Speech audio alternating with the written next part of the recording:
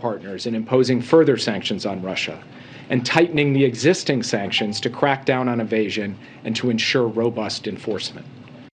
All right, the White House says there will be more sanctions on Russia announced during President Biden's visit with NATO leaders. In a new op-ed, our next guest explains which new sanctions could help Ukraine and destroy Russia's energy revenue stream, because Ukraine has to win this. Ranking member of the Senate Banking Committee, Republican Senator Pat Toomey, knows dollars and cents. Senator, we have stopped purchasing, we say, the Russian oil. That's between 5% and 8% that we purchase. Could we be doing more? Could Europe be doing more?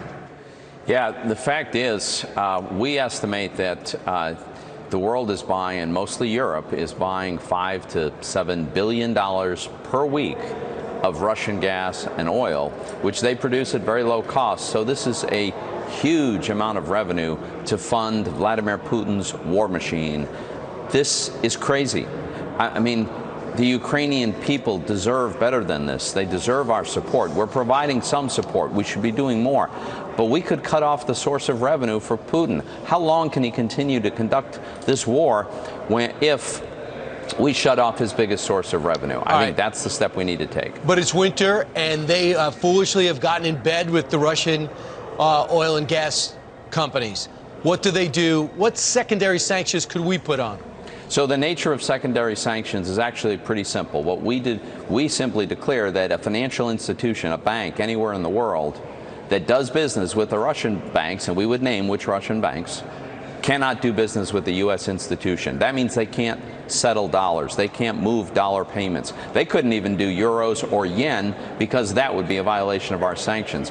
No serious bank in the world can be shut out of the U.S. dollar market, the U.S. dollar business, and that's what causes them to isolate the Russian banks, to isolate the Russian economy. That's what we could be doing. That would be devastating to the Russian economy and to Vladimir Putin. We still haven't, like you give an example in your column about the Danes, Denmark. They're obligated to go to buy energy from Gazprom until 2030. What could sanctions do to that contract? Well, sanctions would give them a legal basis for walking away from that contract, and they've said they'd like to. They have said they'd like to. As for the case of Europe's dependent on yes, very foolish. The idea that you would be shutting down nuclear power plants is just unbelievable. But be that as it may, the fact is we're coming into the spring.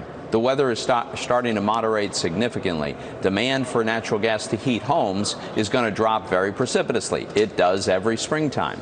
And the Europeans do have reserves, and the United States can provide LNG, so can other countries. So look, I'm not suggesting that this is a really easy thing to do for the Europeans, but how important is it to stop Vladimir Putin from trying to develop this brutal empire that will threaten who knows how much more of Europe? Senator, the green push in this country is hurting our national security and tangentially killing Ukrainians, because people have this ideal world in which we don't use fossil fuels. We are not in that world yet. Well, that's just exactly right. I mean, you know, maybe that day will come. Maybe it even comes in my lifetime. I don't know that, but what I do know is that right now we depend on fossil fuels. It is the nature of our economy. It's the nature of transportation. It's the nature of generating electricity. And you cannot transition it overnight.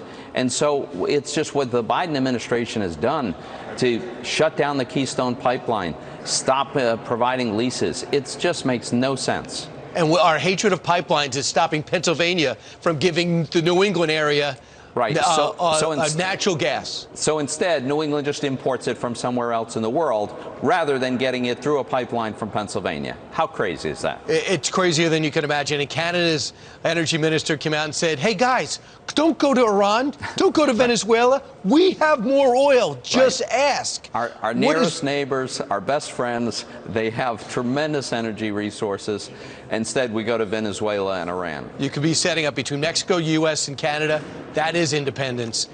Senator, the lack of logic is astounding. Yes, I appreciate you writing this column. Senator Pat Toomey, thank you. Thanks for having me, Brian. All right.